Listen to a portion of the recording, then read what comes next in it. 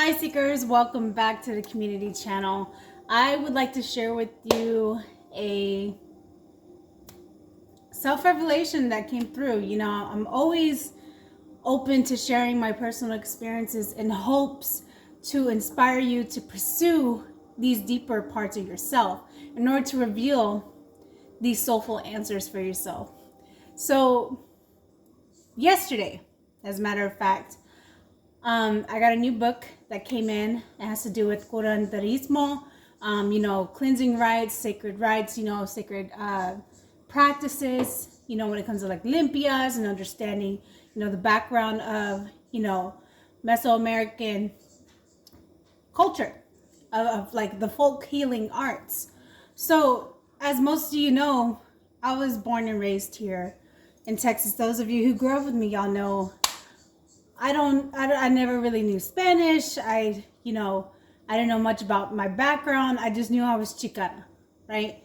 And I knew I was raised on the Tex-Mex ways of living, right? So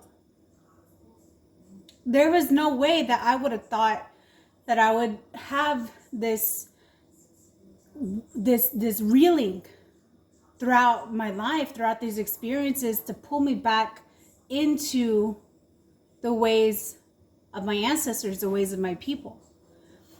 So currently I don't have, living ancestors to teach me the ways.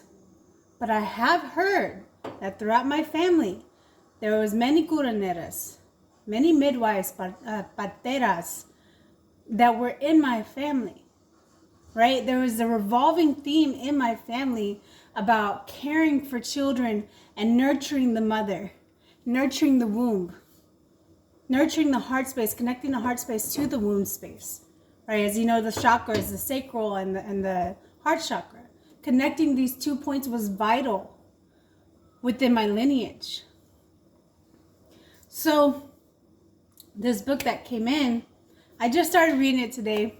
I was actually outside in the backyard, enjoying a nice day because it's a fairly nice day. It's breezy. Feels like spring, even though it's still technically winter.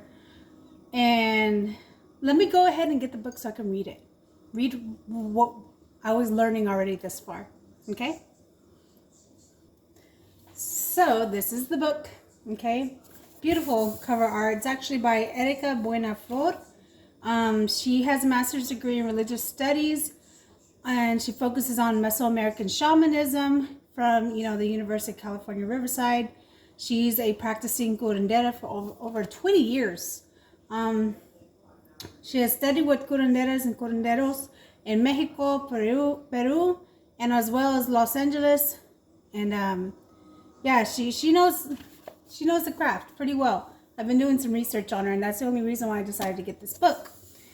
So it says cleansing rites of curanderismo, limpias espirituales of ancient Mesoamerican shamans. So what I got to, and what I had stopped on reading because I had to go run some errands, was this chapter right here.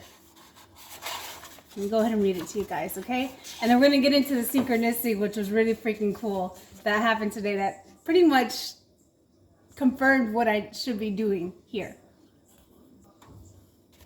So let's just go ahead and read the first chapter. What is curanderismo? This perspective is an introduction on curanderismo. Comes from the sacred heart of a curandera who's been on a quest to understand herself, or what has had compromised her, what drives her questions, and what she chooses to be now. As a Mexicana, well, I guess Chicana, sorry, I don't even know if I'm saying that right. Icana, I guess that means like Mexicana, but I don't know. Okay, I'm not going to pretend like I know what I'm saying. Lovingly welcoming back the fragmented parts of herself into her sacred heart. La India, la Española, la Mexicana, la Americana, la Africana. The root word of curanderismo, curar, means to heal. A curandera is a female healer, and a curandero is a male healer. A curandera is someone who heals on a holistic level, which means like the mind, the body, the spirit, and soul. We generally approach healing by integrating an understanding of the soul and the spirit with that which the body and the mind. We curanderos are trained to work with the person on a holistic level and often use many tools to do so, which is like our hands, right? Our intuition, the spoken word, the power of the mind. Nonetheless, there are some curanderos who specialize in the use of one particular tool. The following are some more common specialties, and it goes on about like acupuncture healers, people who press certain parts in the body to get the energy flowing and to move out. Then there's also parteras and parteros. So that's where I got last on, right? Because I just began reading. So there are some curanderos who act as parteras, which are like midwives. Parterismo is a distinct specialty in that which most curanderas are not necessarily trained to work as midwives. So it's something, I guess it's something rare to have a healer work as a midwife, but it's not impossible. It doesn't mean it's not possible. It's just rare. Because there's different practices, you know. So parteras provide prenatal and postnatal support for the mother and sometimes for the entire family. Parteras act as dietitians, counselors, healers, doctors, and nurses to ensure the physical and emotional and mental spiritual well-being of both the mother and the baby. They talk to the baby and the mother during and after the pregnancy. They're typically familiar with massage and herbs and use their intuition quite frequently and may work with other tools as well. You know, from a lot of the documentaries I've been watching lately, because I've already been tuned into this energy, you know, of the midwife. From what I've seen, majority, no matter if you're stretching all the way from the Yucatan Peninsula down to, you know, to the northern Andes, a lot of these midwives, right? You could be from Bolivia, Guatemala, Ecuador, you know, El Salvador. You can be from Mexico. All of them practice similarly. I can't say that word. They use oils to rub on the womb space. You know, they use, they use herbs. They use like, you know, prayer. They use very common practices. It doesn't matter where you're from, essentially. So they're very familiar with like herbs and such, like I was saying. So along with like prescribing particular foods to eat and drink and what like not to eat and drink, they also advise the mother how to protect herself. And you may be familiar with this. I know I grew up with this myself in regards to the moon and eclipses and whatnot. And her baby from unwanted energies that could have adverse effects on them. A partera may advise that the mother stay indoors during an eclipse. Or y'all remember like putting metal on the belly button? Like it could be like a paper clip or something during a eclipse. Yeah, like this has a significant meaning. And I guess, you know, the belly button acts as a portal, right, between the worlds. So when there is that intense ecliptic energy, that lunar ecliptic or even solar eclipse energy, it can have effect on what is still manifesting within you. And this goes on the physical level with the womb, with the baby, with the fetus. So they may advise them to stay indoors. If an expecting mother goes out at night during a full moon, she is to place red yarn that has been tied 3 times in her bra. If she believes that she will be around negativity, she should tie red yarn around her belly. So parteras also give massages to the mother to ensure that the baby is being formed in the right position and is in constant preparation for the actual delivery. This tradition goes back to ancient Mesoamerica. Parteras would give sobaderismo, which is those massage, those acupuncture treatments, both inside and outside the sweat lodge. In fact, recruiting a partera was an endeavor that involved the parents and grandparents to be, and took place over a ceremonial feast. So there was this whole thing. It wasn't just, okay, let's deliver the baby. There was a process, an ancient process, how to create the balance for the welcoming of a new soul in the family. Let's see what else. It's part of the ceremony would involve singing songs, playing the drum, and honoring to welcome the birth of the baby. Certain herbs were chosen to ensure a graceful outcome for the delivery, as well as the intentions of the family around them.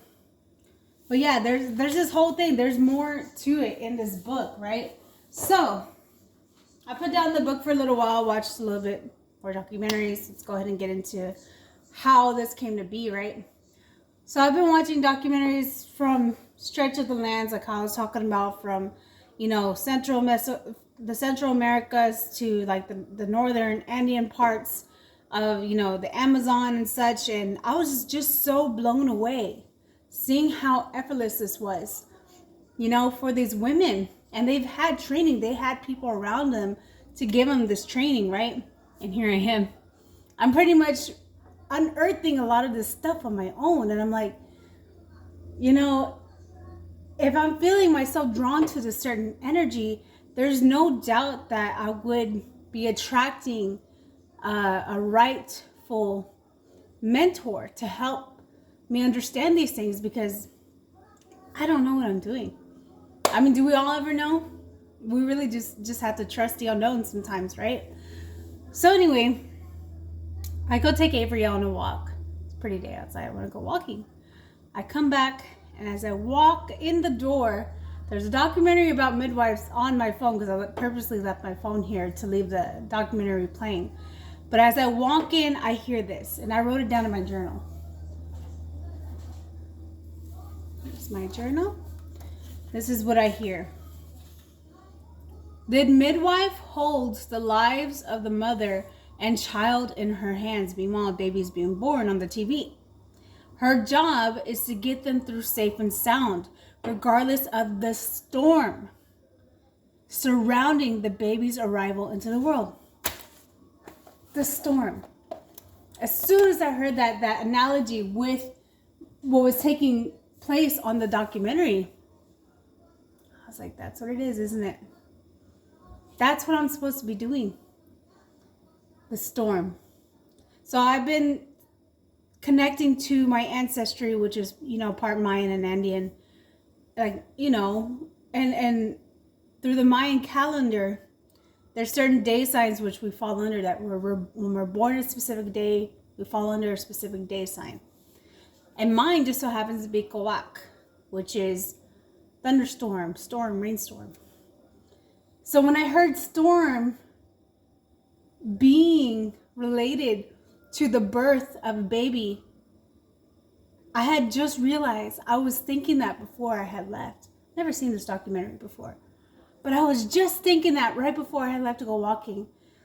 I was thinking maybe that's why the Kawak, those who are born under the Kawak sign, are meant to be midwives, woman healers, because there's storms of situations which we have to partake in regards to healing, especially the women around us, right? And I almost started crying, because I was like, so considering how emotionally charged the birth of a baby or the death of a stillborn is to a mother and those around her, accompanying the arrival of a new soul, explains so much. Because I remember even reading about, how Kawak are meant to be midwives, women healers, womb healers, right? And I was like, no. But then I thought about it. I was like, is that why one of the biggest highlights of my life was when I was able to, watch over my uncle's baby, Nova. His wife, Lauren, which is my tia, needed, some assistance in helping, take care of baby Nova. And, you know, it was one of the best times of my life. I love doing that. I love children. Like, I love stuff like that. So I just found it really amazing that how all this kind of just tied together and was like, hey, this is what you're supposed to be doing. Might as well get started on it now. And I have no problem with that whatsoever. I embrace it. So, yeah. Anyway, thank you for listening, guys. I'll talk to you later. Bye, Seekers.